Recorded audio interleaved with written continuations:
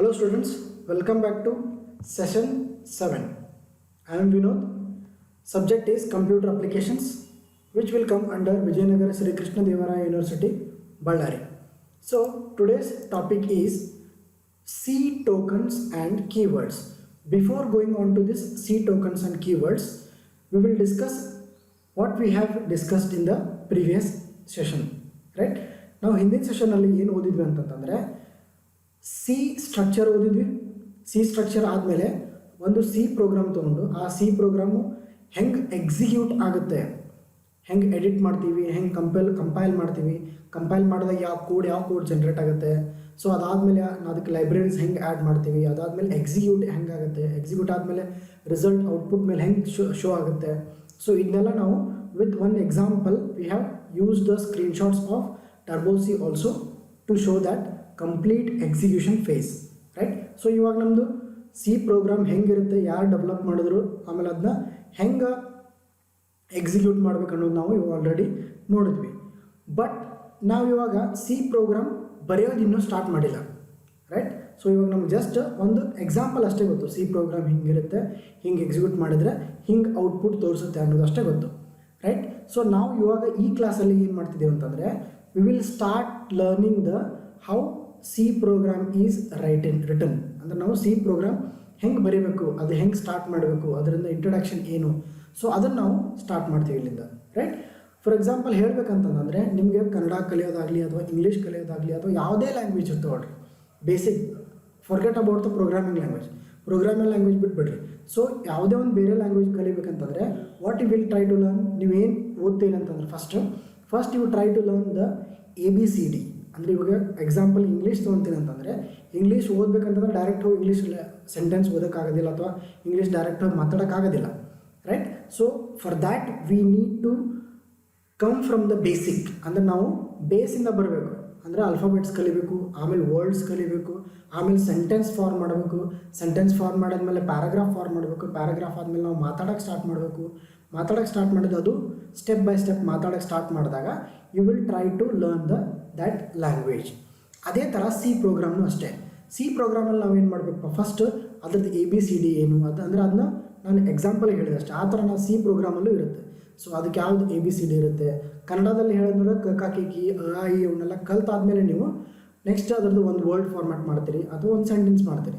Same ಅದೇ ಥರ ನಮ್ಮದು ಸಿ ಪ್ರೋಗ್ರಾಮಿಂಗಲ್ಲೂ ಅಷ್ಟೇ. So we will start from the base. ನಾವು ಸಿ ಪ್ರೋಗ್ರಾಮ್ ಇಲ್ಲಿಂದ ಬರೆಯೋಕ್ಕೆ ನಾವು ಸ್ಟಾರ್ಟ್ ಮಾಡ್ತೀವಿ. ಬಟ್ ಬರೆಯೋದಕ್ಕಿಂತ ಮುಂಚೆ we will try to learn some basics for writing the C program. ಅಂದರೆ ಸಿ ಪ್ರೋಗ್ರಾಮ್ ಬರೆಯೋದಕ್ಕೆ ಏನೇನು ಅವಶ್ಯಕತೆ ಇದೆಯಲ್ಲ, ಸೊ ಅವನ್ನೆಲ್ಲ ನಾವು ಒನ್ ಬೈ ಒನ್ ನಾವು ಓದ್ತಾ ಹೋಗುತ್ತೆ, right? So first is today's topic is about C tokens and keywords. So before this we will learn some of the important character set. ಅಂದರೆ ನಮ್ಮದು ಸಿ ಪ್ರೋಗ್ರಾಮ್ ಬರೀಬೇಕಂತಂದರೆ it will provide some character set. Set ಅಂದರೆ ಏನಪ್ಪ ಅಂತಂದ್ರೆ every programming language has its own set of characters. ಅಂದರೆ ಎಲ್ಲ programming language, for example Kannada, English, Hindi, ಇದು ನಮ್ಮದು ಕಮ್ಯುನಿಕೇಷನ್ ಲ್ಯಾಂಗ್ವೇಜ್. ಸೊ ಈ ಕಮ್ಯುನಿಕೇಷನ್ ಲ್ಯಾಂಗ್ವೇಜಲ್ಲೇ ಬೇರೆ ಬೇರೆ ಕ್ಯಾರೆಕ್ಟರ್ ಸೆಟ್ ಇರುತ್ತೆ. ಫಾರ್ ಎಕ್ಸಾಂಪಲ್ ಇಂಗ್ಲೀಷಲ್ಲಿ ABCD ಇರುತ್ತೆ, ಕನ್ನಡದಲ್ಲಿ ಅ ಇ ಇರುತ್ತೆ, ಅದೇ ಥರ ಮತ್ತು ಹಿಂದಿನೂ ಅದೇ ಸೇಮ್ ಅ ಇ ಬರುತ್ತೆ. ಸೊ ಅದೇ ಥರ ಬೇರೆ ಬೇರೆ ಲ್ಯಾಂಗ್ವೇಜಲ್ಲಿ ಬೇರೆ ಬೇರೆ ಥರ ನಮ್ಮದು ಬರ್ತಾ ಹೋಗುತ್ತೆ. ಅದೇ ಥರ ಸೇಮ್ ಬೇರೆ ನಮ್ಮ ಸಿ ಪ್ರೋಗ್ರಾಮಿಂಗ್ ಲ್ಯಾಂಗ್ವೇಜಲ್ಲಿ ಏನು ಬರುತ್ತೆ, ಒಂದು ಸೆಟ್ ಆಫ್ ಕ್ಯಾರೆಕ್ಟರ್ ಸೆಟ್ ಇರುತ್ತೆ. ಅದೇ ನೀವು ಬೇರೆ ಪ್ರೋಗ್ರಾಮಿಂಗ್ ಲ್ಯಾಂಗ್ವೇಜ್ ತೊಗೊಂಡ್ರೆ, ಫಾರ್ ಎಕ್ಸಾಂಪಲ್ ಜಾವಾ ತೊಗೋಬೋದು ಅಥವಾ ಪೈಥನ್ ತೊಗೋಬೋದು ಅಥವಾ ಬೇರೆ ಯಾವುದಾದ್ರೂ ಲ್ಯಾಂಗ್ವೇಜ್ ತೊಗೋಬೋದು, ಅದರದ್ದೇ ಆದ ಕ್ಯಾರೆಕ್ಟರ್ ಸೆಟ್ ಇದ್ದೇ ಇರುತ್ತೆ. ಬಟ್ ನಾವು ಇವಾಗ ಸಿ ಪ್ರೋಗ್ರಾಮ್ ಓದ್ತಾ ಇದೀವಲ್ಲ, so we will learn only character sets of C language, right? So the characters used in C grouped into following 3 categories. So ಇದ್ರೊಳಗೆ ನಾವು 3 categories of character set ನ ನೋಡ್ತೀವಿ, ರೈಟ್? ನಮ್ಮದು ಫಸ್ಟ್ ಒನ್ ಬಂದ್ಬಿಟ್ಟು ಏನಂತಂದರೆ alphabets. Basic ಏನಪ್ಪ ಅಂತಂದ್ರೆ ನಾನು ಫಸ್ಟ್ ಕ್ಲಾಸ್ ಸ್ಟಾರ್ಟ್ ಮಾಡಿದಾಗ ಏನು ಹೇಳಿದೆ, ಸಿ ಪ್ರೋಗ್ರಾಮ್ ಯಾವಾಗಲೂ ಹ್ಯೂಮನ್ ರೀಡೇಬಲ್, ಅಂದರೆ ನಾವು ಓದೋ ಥರ ಅಥವಾ ಇಂಗ್ಲೀಷ್ ಲೈಕ್ ಸೆಂಟೆನ್ಸ್, ಸೊ ಈ ಥರ ಇರುತ್ತೆ ಅಂತ ಹೇಳಿದರೆ, so obviously it will contain alphabets, right? So alphabets will be available. So alphabets ಯಾವ್ದಾವ್ದು ಅಲ್ಫಾಬೆಟ್ಸ್ ಯೂಸ್ ಮಾಡ್ಬೋದು, ಅಪ್ಪರ್ ಕೇಸ್ ಯೂಸ್ ಮಾಡಬೇಕಾ ಅಥವಾ ಲೋವರ್ ಕೇಸ್ ಯೂಸ್ ಮಾಡಬೇಕಾ, ಅಥವಾ ಬರೀ ಅಪ್ಪರ್ ಕೇಸ್ ಅಷ್ಟೇ ಯೂಸ್ ಮಾಡಬೇಕಾ ಅಥವಾ ಬರೀ ಲೋವರ್ ಕೇಸ್ ಅಷ್ಟೇ ಯೂಸ್ ಮಾಡಬೇಕಾ ಅಥವಾ ಎರಡೂ ಸೇರಿಸಿ ಯೂಸ್ ಮಾಡಬೇಕಾ ಅನ್ನೋದು ಗೊತ್ತಿಲ್ಲ. ಸೊ ಕ್ಯಾರೆಕ್ಟರ್ ಸೆಟ್ಟಲ್ಲಿ ನಾವು ಏನು ಯೂಸ್ ಮಾಡ್ತೀವಿ, upper set that is A to Z use ಮಾಡ್ತೀವಿ, that is ABCD until Z, that is capital letters are upper case. Next lower ಕೇಸಲ್ಲಿ ಏನೇನು ಯೂಸ್ ಮಾಡ್ತೀವಿ ಅಂತಂದರೆ ಎ ಟು ಝೆಡ್ ಯೂಸ್ ಮಾಡ್ತೀವಿ, but small letters A to Z, small Z, Z ಅಂತ ಕರಿತೀವಿ, right, A to Z. So these are the alphabet character sets which are available within the character set of C. ಅಂದ್ರೆ C programming language ಕಲಿಬೇಕಂತಂದ್ರೆ ನಮ್ಗೆ A to Z alphabets allow ಮಾಡುತ್ತೆ. ಅದಷ್ಟೇ ಅಲ್ಲದೆ A to Z lower case, A to Z upper case, ಎರಡು cases ನಾವು use ಮಾಡ್ಬೋದು while writing the C program. So this is all about the alphabets ಇಲ್ಲಿವರೆಗೂ use ಮಾಡಿದ್ವಿ. ಸೊ ಇದಾದಮೇಲೆ next ಏನಪ್ಪ ಅಂತಂದರೆ ಡಿಜಿಟ್ಸ್. ಸೊ ನಂಬರ್ಸ್ ಬೇಕಲ್ಲ, ನಮಗೆ ನಂಬರ್ಸ್ ಬೇಕಂತಂದ್ರೆ we need digits. So digits ಯಾವ್ಯಾವಪ್ಪ ಅಂತಂದ್ರೆ 0 to 9. 0 to 9 ಅಂತಂದರೆ if it is just a 0 to 9 means it will contain all the numbers, means 0 to 9 means 0, 1, 2 until 9. If you have just these 10 numbers, you can calculate any n numbers, right?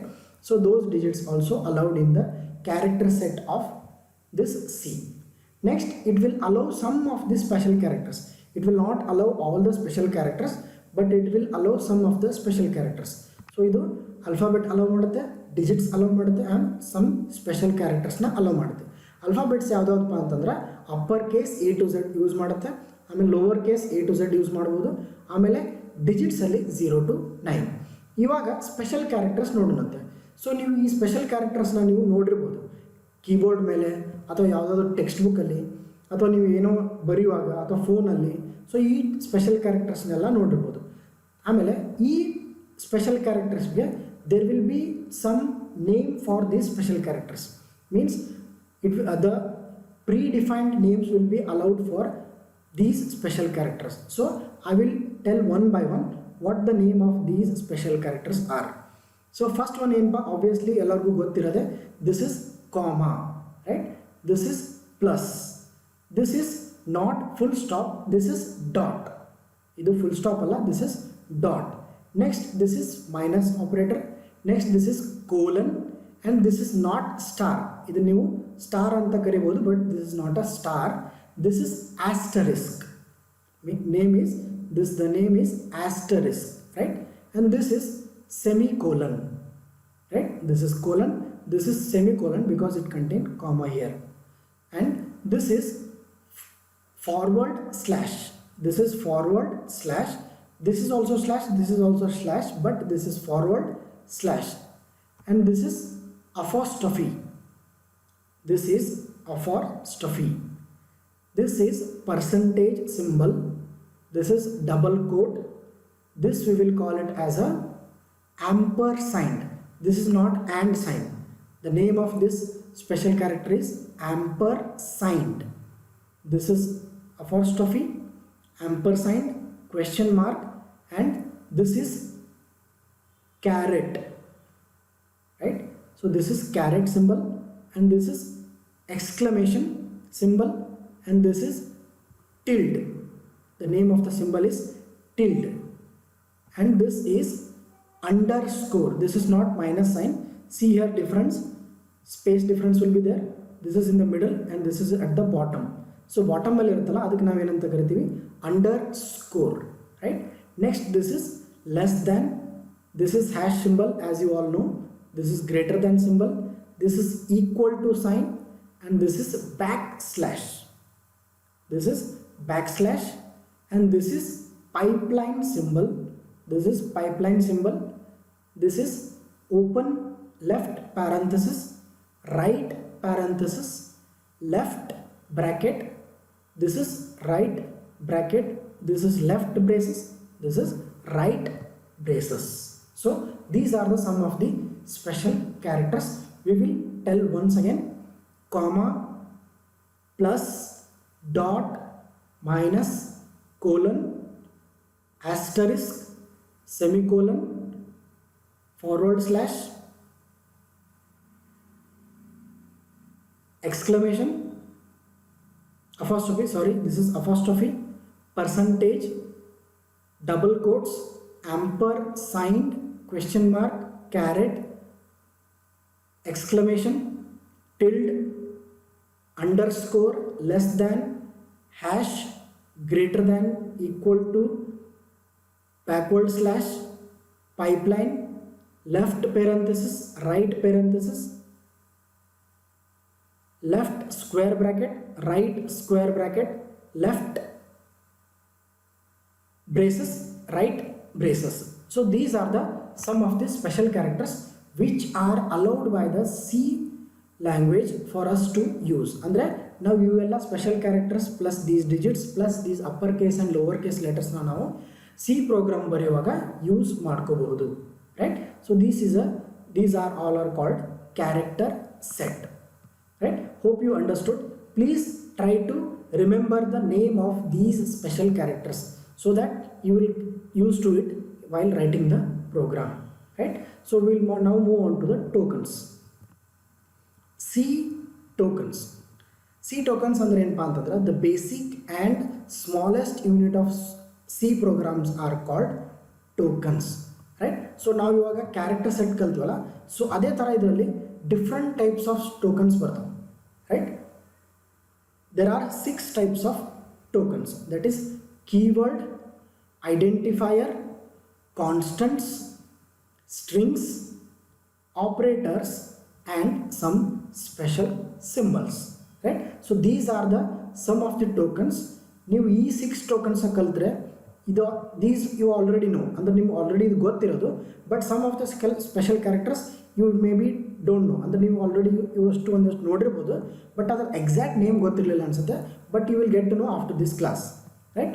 So next is 6 tokens. So ಈ 6 tokens ನಿಮ್ಗೆ ಗೊತ್ತಾಯಿತು ಅಂತಂದರೆ you will easily write the C programs. So first we will go with the keywords.